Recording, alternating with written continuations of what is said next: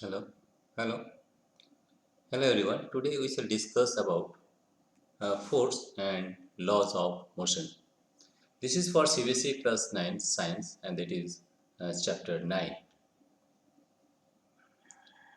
You see that we will deal with this chapter that is force and laws of motion.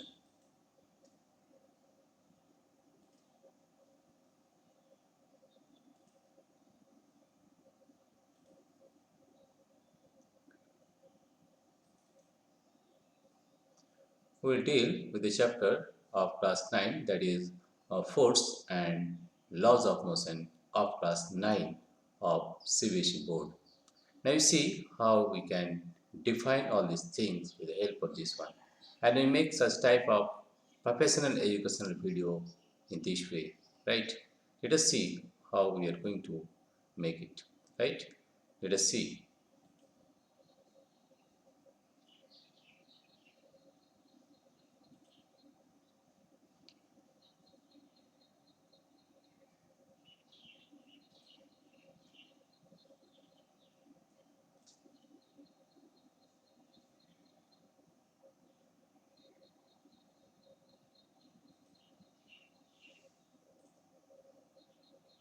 Let's see here. We are sharing this one. That is number one is force and laws of motion. We'll define the various things and explain slowly here also, right? You can see here we are showing that is force and the laws of motion. That is class 9 science chapter number 9. Now we'll see how we define this chapter. This is say, number 1. Now we'll deal with this one that is number 2, slide number 2. You see in slide number 2, introduction, that is importance of motion in daily life and link between force and motion, right? And next one will define all these things. Number 3 is, you see, what is force. We know that force is a pull or a push acting on an object. It can change speed, direction and shape also, right? That is, a force can change the speed or direction or shape. Suppose a body is here.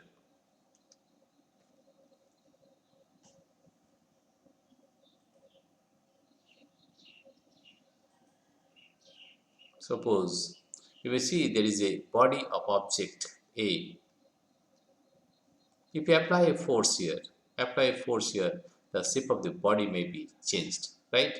Or the direction can also be changed. Suppose there is an object, there is a ball going in this direction. If you apply a force here, the direction may be changed, right? And the speed is also changes. Suppose there is a body here, this ball.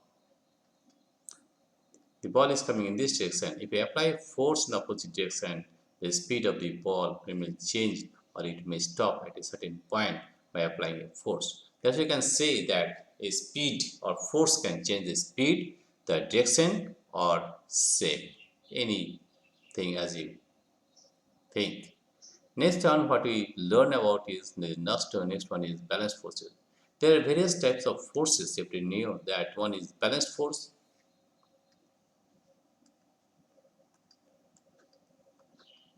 There are types of forces we define, that is, one is balanced force, one is unbalanced forces. Example are tug of war, book on a table. Now we'll learn about the balanced forces. What is the meaning of that? Balanced forces means the resultant force is zero. Suppose there is an object here. This is an object is A. And we apply force of 5 Newton here in this direction 5 Newton.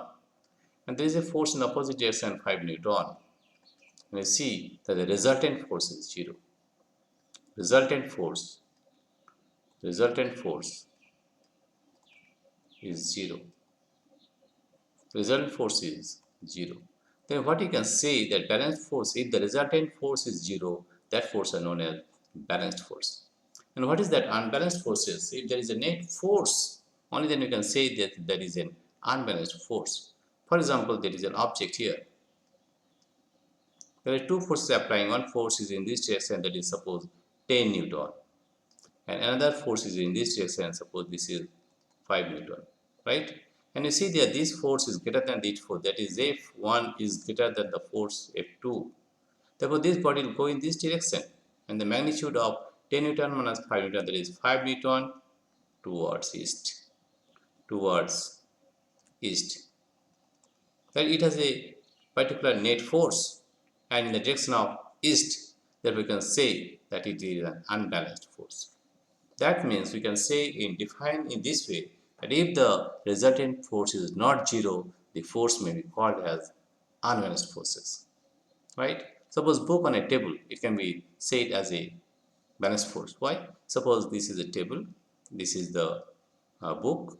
The book has a weight and it directly acts downwards to the center of the earth, and the weight is mg.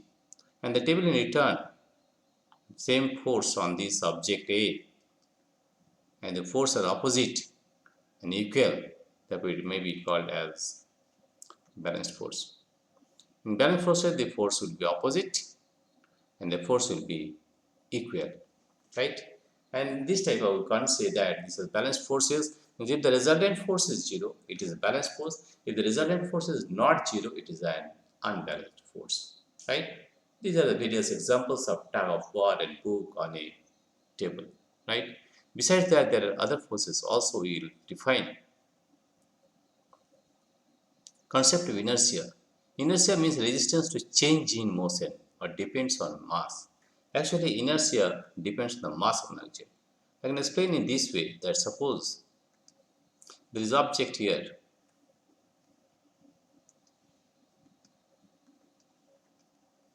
There is an object here.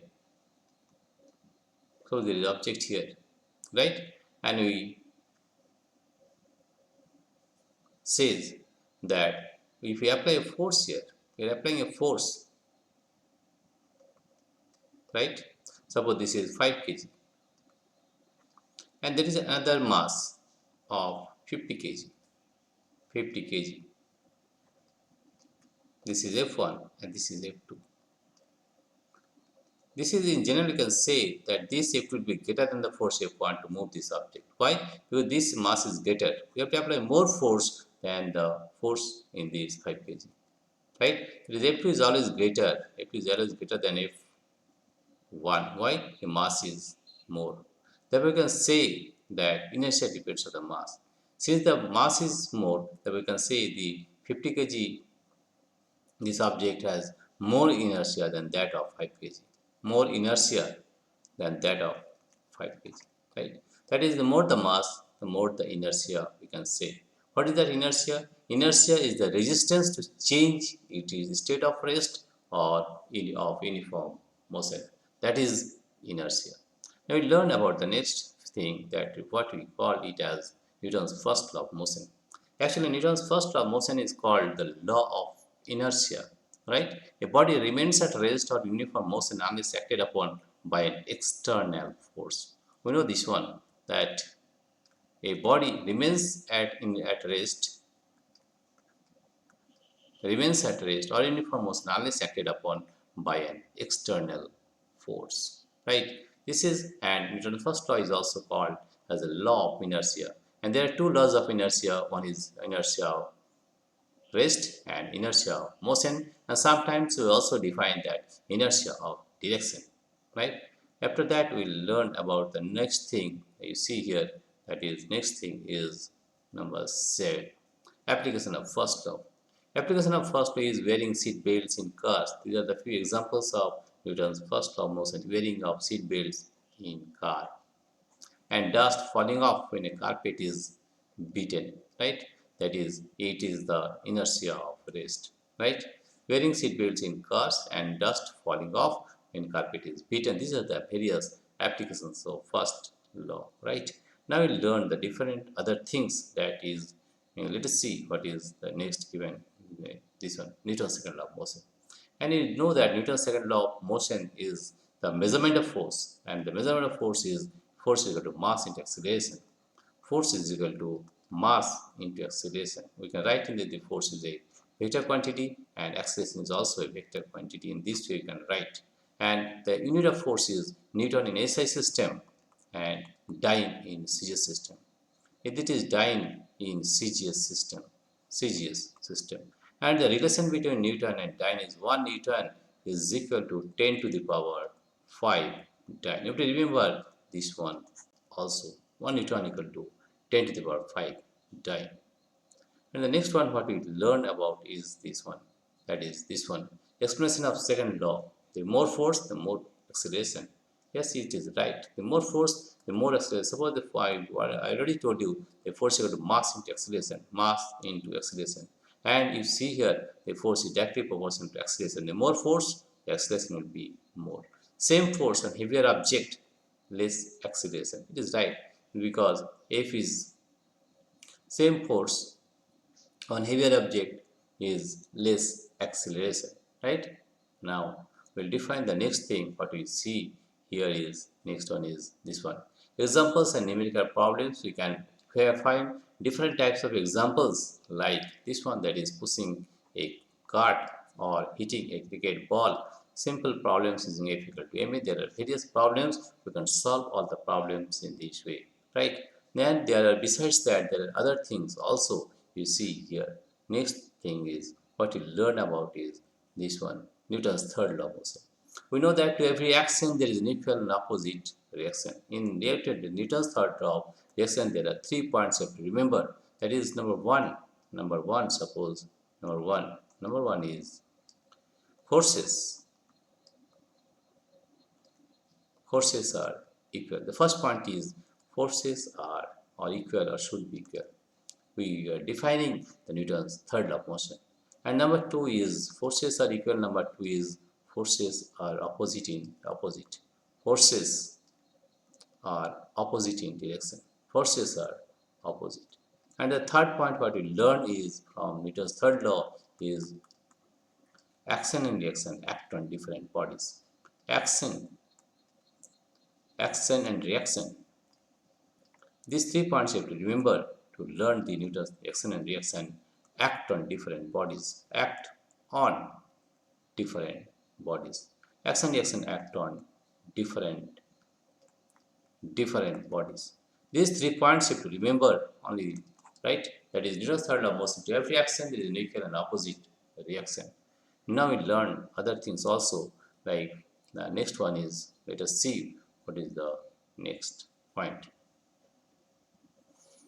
This is examples of third law. This is, we can say it as walking. Walking is the example of third law. Jumping from a boat or recoil of gun. If you recall in recoil of gun, the bullet moves forward and the gun recoils in the backward direction. That is Newton's third law. Jumping from a boat is the same thing, that when you jump from a boat, you are moving forward and the boat moves backward. That is the example of third law. When you walk also, we press the floor, that is action, and in place the floor also presses upward, and that is the reaction. In this way we walk according to Newton's third law of motion. And now you see the next point is, let us see what is the next point. You see here that is conservation of momentum. The conservation of momentum says that you have to remember this one also, that is conservation of momentum says that conservation of total momentum before collision is equal to total momentum after collision. In absence of external force, total momentum before collision is equal to total momentum after collision, right? These are the various things you have to learn, all these things, right? And let us see the next point is what. Next point is C, number 14, that is derivation of conservation law. Based on Newton's third law, step by step, we will know the mathematical derivation also. And in the next video, we'll do the mathematical derivation also, right? Let us see the next point what we get is this one, that is application of conservation of momentum. These are the various applications of conservations of momentum you can see here, and these are the billiard ball collision, a bullet fired from a gun. These are the applications of conservation of momentum, right? Besides that, we get different things. That is this one, that is real life application on Newton's laws is rocket propulsion, vehicle turns, sports actions. These are the various real life applications of Newton's law, right? Besides that, would have some misconceptions that heavier objects fall faster. No, all the objects fall with the same acceleration, that is g equal to 9.8 meter per second square. Is force needed to keep moving? No, in absence of friction, it doesn't need, right? Is force needed to keep moving? No, in absence of friction, it goes on with uniform velocity, right? These are the different types of misconceptions that we have. And next one is, what is summary for laws? First law is called law of inertia, and second law is the measurement of force, and that is F equal to mass into acceleration, and third law is action and reactions are equal, opposite, and act on different bodies. And the next point is important questions. Define force and give its effects. Instead, explain Newton's laws. Give examples of momentum conservation, right? Besides that, we learned the other things also, that is this one, that is. And thank you. If you have any questions, please write comment in the comments, give a question on the comment section. We'll try to reply. Dear friends, if you like this video, please subscribe, like and share. And in this way, you can make professional educational video. Dear friends, if you like this video, if you want to know how we make this type of videos, then comment in the comment section. We'll make a video how we make this type of videos. Dear friends, if you like this video, please subscribe, like and share. Thank you everybody for watching this video.